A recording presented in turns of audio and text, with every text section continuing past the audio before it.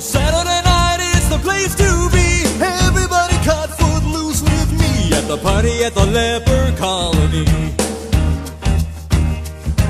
There's a party at the leper colony. Lord Fowl's Bane by Stephen R. Donaldson is the first in a long-running series of high fantasy books called The Chronicles of Thomas Covenant, the most recent of which was published in 2013. It's a cult fiction with high regard in certain sci-fi circles. It's also some of the most pretentious drivel I have ever read. To me, it's an example of what not to do. It's clearly ripped off of Lord of the Rings, and not just in the way that everything high fantasy is ripped off of Lord of the Rings. It's terribly composed, the writing is misogynistic, it has all of the intrigue of a Saturday morning cartoon, and the protagonist is just pure scum. You're a dirty lion, worthless hunk of slime. The plot centers on a young best-selling author named Thomas Covenant, which is kind of the male name equivalent of Bella Swan. Covenant? Really?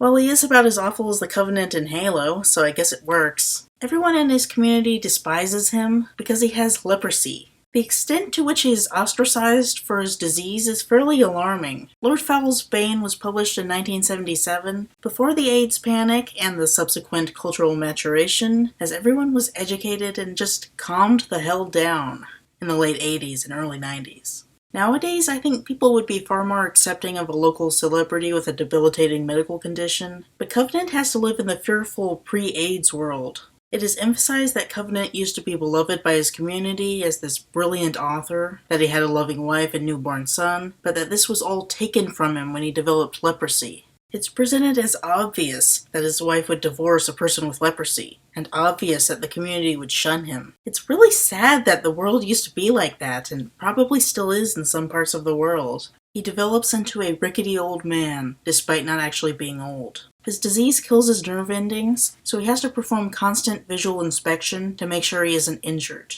He ends up losing half his hand because he just doesn't feel the pain. He leaves his house only to pay his utility bills, and he has people running from him in fear and guarding their children from him. He embraces it himself and enforces his isolation by telling people that he's a leper, so stay away from him. One day while out, he meets a mysterious beggar who says some cryptic things about how he needs to be true to himself, but Covenant ignores him. Also while out, he sees some images of attractive women and gets angry because he can no longer have sex with hot women. While I can understand him being upset over his situation, the way this manifests here indicates some serious entitlement issues, which will manifest horribly later on. On his way home, he winds up in the path of a speeding cop car and is knocked unconscious. He then either has a vivid dream or is magically transported to a fantasy world. It's basically The Wizard of Oz meets Lord of the Rings. Drool a rockworm, a monster called a cave wight, which I think is like a goblin? I don't know. Found a magical staff called the Staff of Law, and he used it to bring Covenant from his land over to this land. What is this land called?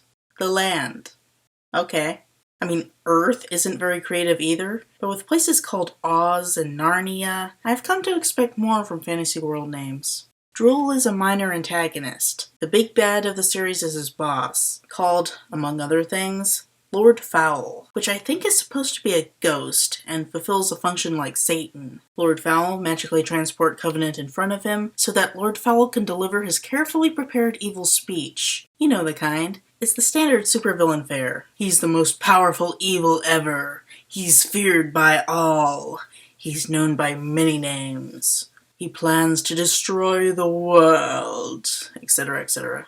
But this evil speech just keeps going.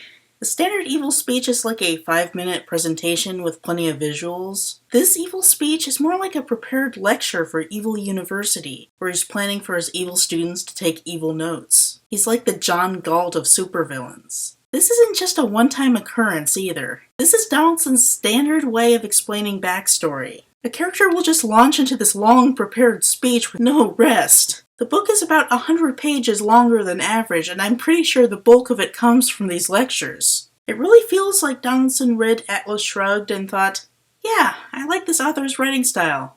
I've got to do more of that.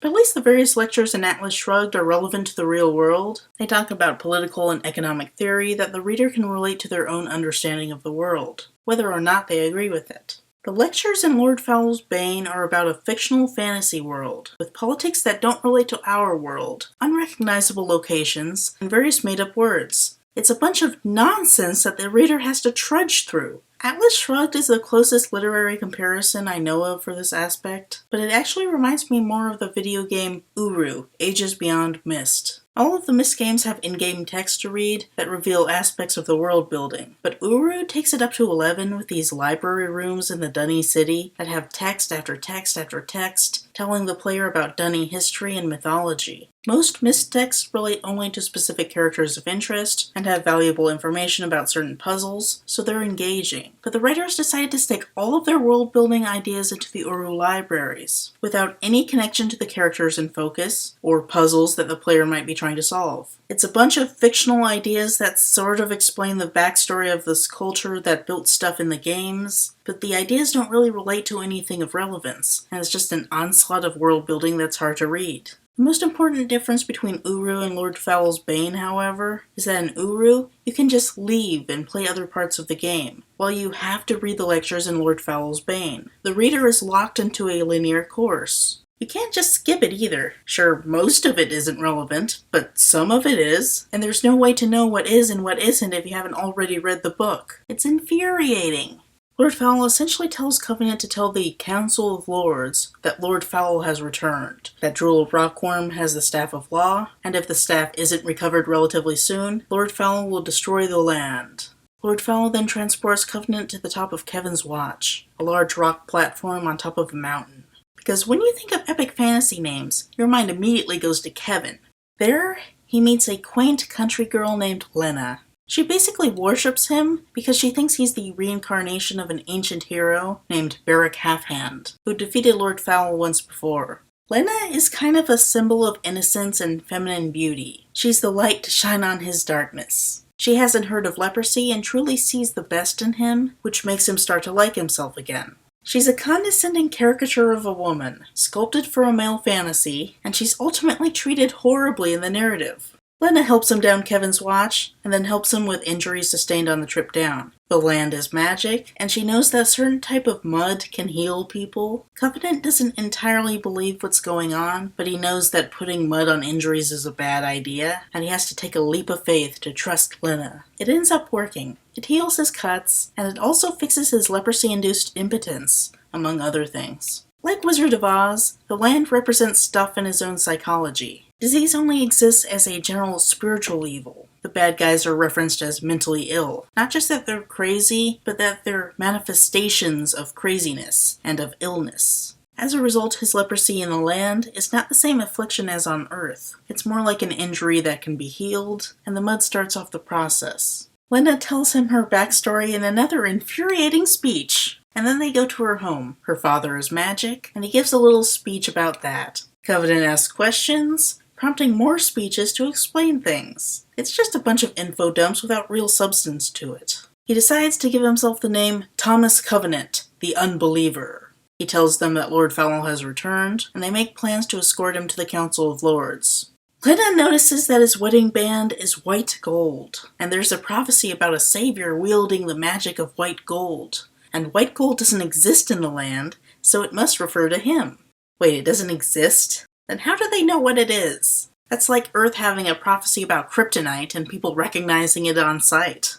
Anyway, time for another info dump. Just shut up! He goes out alone with Lena to muse about his circumstances. He doesn't really believe what's going on, but feels the need to act like it's real just in case it is. He has a meltdown, during which he grabs Lena and,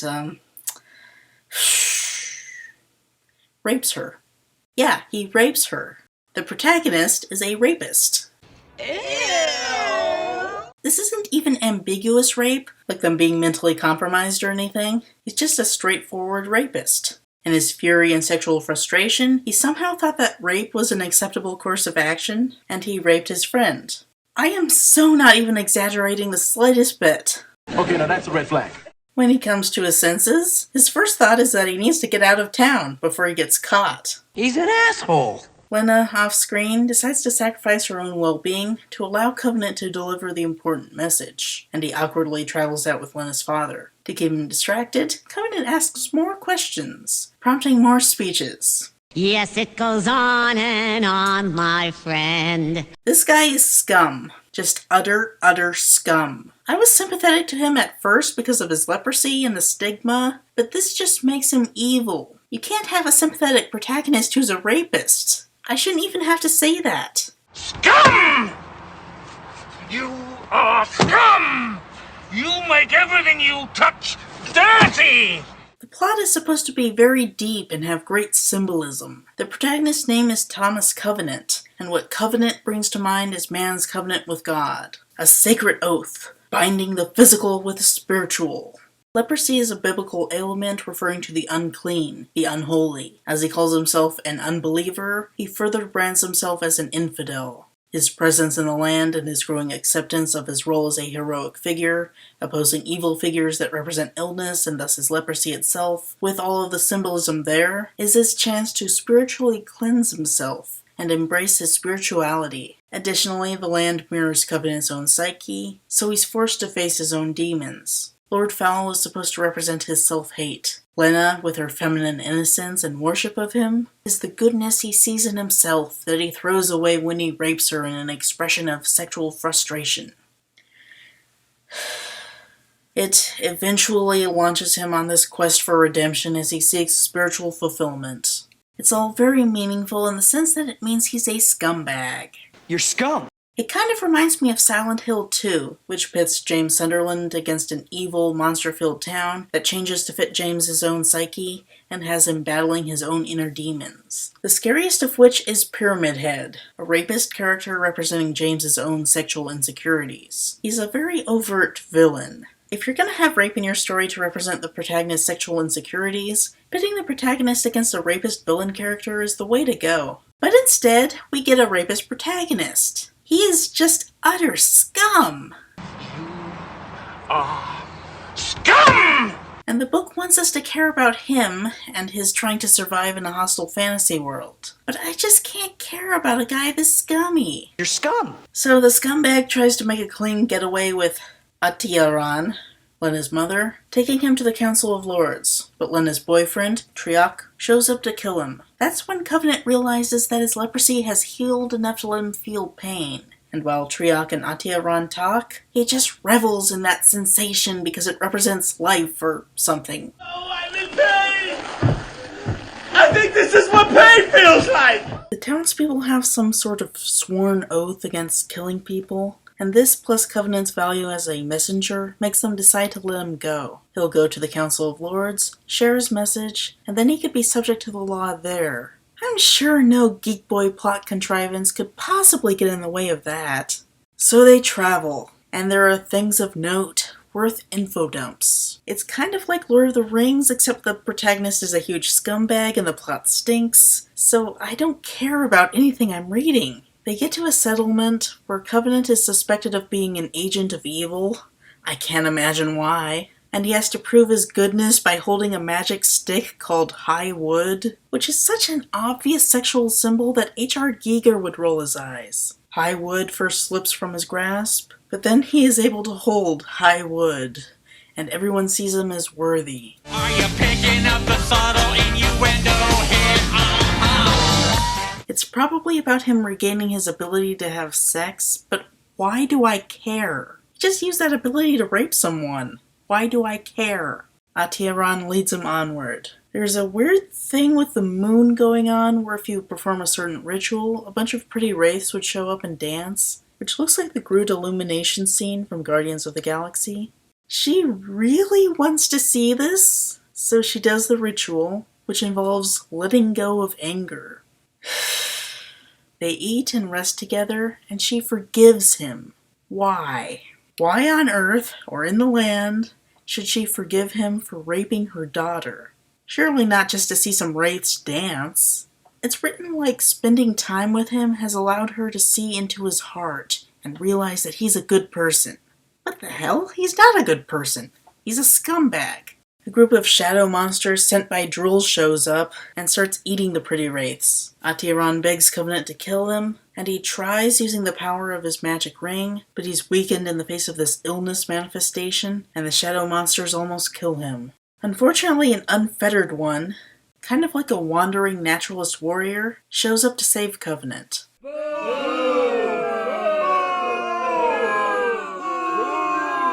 In the struggle, the unfettered one dies, and Covenant and Atiron barely make it out alive. And then the scumbag wallows in self-pity for a while. He thinks about the prophecy and the expectations people place on him, and then he thinks about his identity as a leper with all the symbolism there, but not the part where he's a rapist scumbag. And Atiron has to tell us all about what an unfettered one is, including such detail as what they say when they take on that mantle, because that's so relevant to the plot, not? One of the weird things is that the unfettered one sounds a lot like Aragorn from Lord of the Rings, who should be the protagonist, but got killed off. Instead, we have this guy. They reach a river, on which a friendly giant named Saltheart Foamfollower is boating. Atiron is sick of being Covenant's escort, so she hands him off to Foamfollower, because she found it in her to forgive Covenant.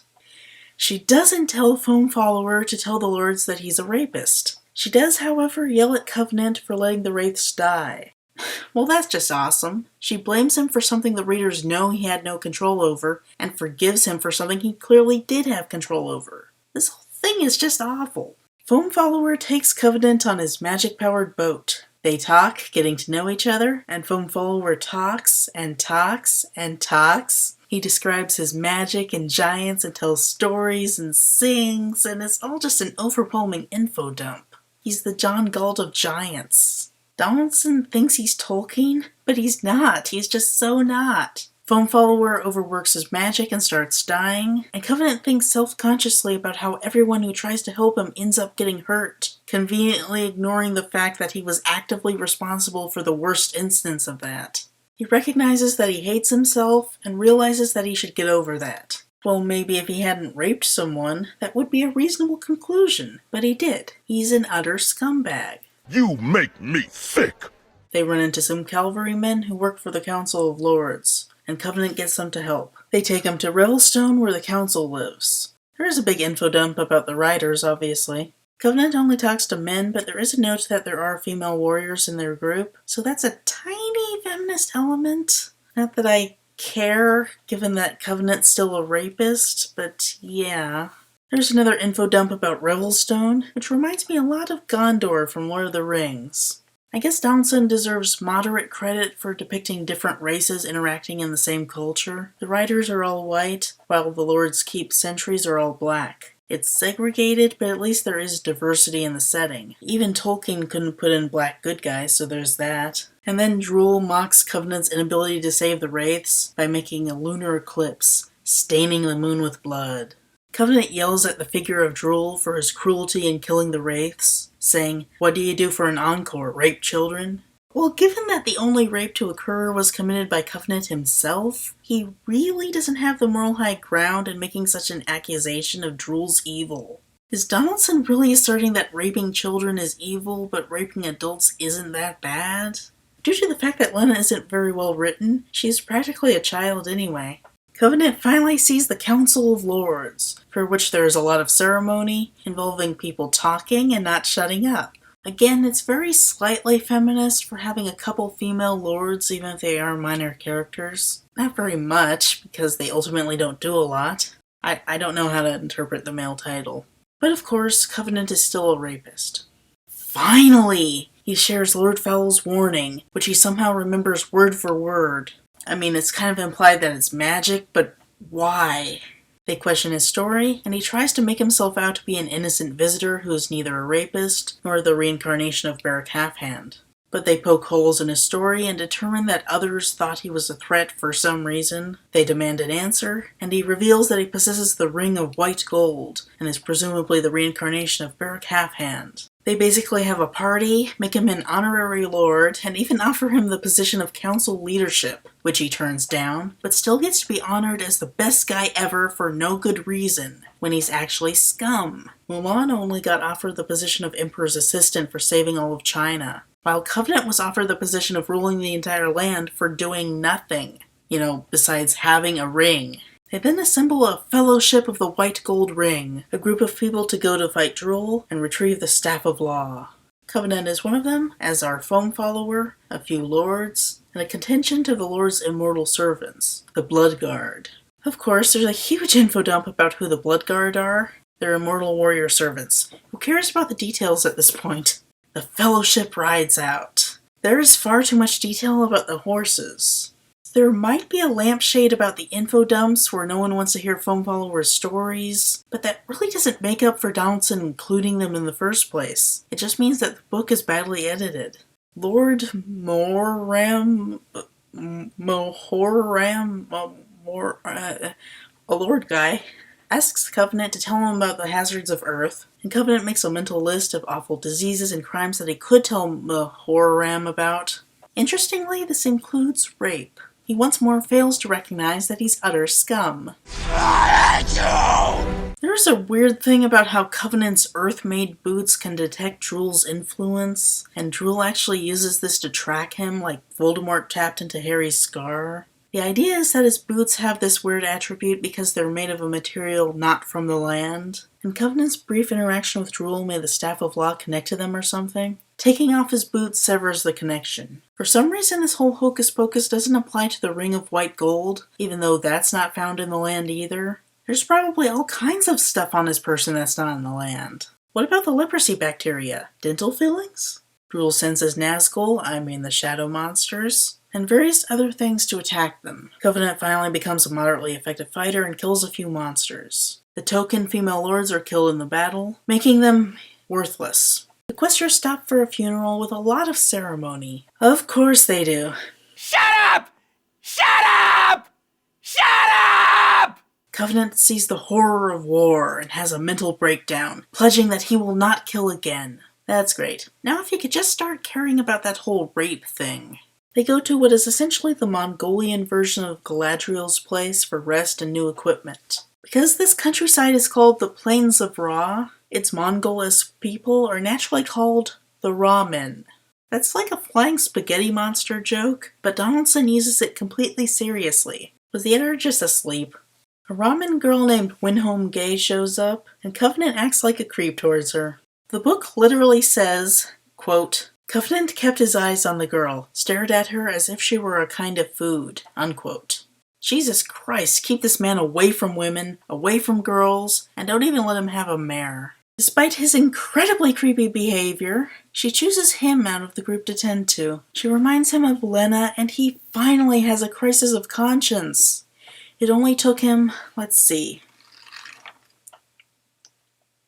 276 pages. You rebel scum. He demands that the Ramen summon these magical horses called Ronnehin, which are kind of like the dragons from the Pern series, in that they make these special bonds with riders who approach them. They're terrified of Covenant because of his power, and they're terrified that he'll try to bond with one of them, and he makes a deal with them to help him out in exchange for him staying away from them. Lena talked about wanting to see them, so Covenant has one of them pay her a visit every year as a way of trying to make up for his crime. This in no way actually makes up for it. Might actually make it worse if Lena ever finds out about why she gets the visit. And the fact that Covenant has to terrorize a bunch of magical creatures to get this agreement shows that he's still a malicious character. They continue onwards into the mines of Moria. The catacombs of Mount Thunder, where Drool is located. They sneak inside, but inevitably get detected, and there's a battle. They barely get out alive, and then they have a lengthy conversation while sitting in enemy territory. Of course they do. Shut up! Shut up! Shut up! Shut up! The next fight leads to Covenant getting separated from the group, and he ends up walking into Drool's throne room. What follows reads like a boss battle in a video game. Drool sends his minions after him while raging on his throne. One of the Blood Guard shows up to help in the middle of this, and the two of them take on Drool directly. Drool fights while the minions run around. As it goes on, more allies show up. Drool kills some of them. Unfortunately, Covenant forgot to stock up on Phoenix Down, so they stay dead. One of the lords grabs the Staff of Law, terrifying Drool and his minions, and the battle is won. Until Lord Fowl shows up, and the minions are motivated to attack again. The questers retreat outside the mountain and turn around for a last stand. If only there were some giant eagles they could summon. Of course, if they could do that, they wouldn't have just walked the whole way there. It comes down to Covenant using his power. After some pointless drama, he activates the Staff of Law and creates fire lions that run around and eat all the monsters. Covenant then summons the Ranahin, as he blackmailed them into agreeing to do, but he can't stay to celebrate because the fire lions eat Drool, thus ending the spell, keeping him in the land.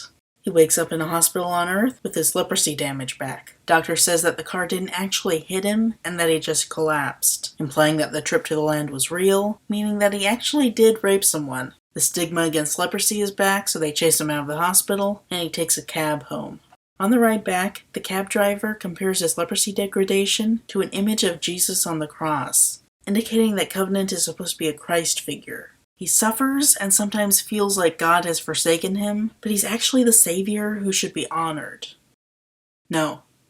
No, no, no. You do not get to call a rapist Jesus Christ. This is just obscene. It's offensive for equating the slime ball with a goodly deity in a theistic religion, both for lowering the moral value of the god and for raising the moral value of the man. I'm not even a Christian, and I don't particularly like Jesus' imperialistic philosophy, but how dare you?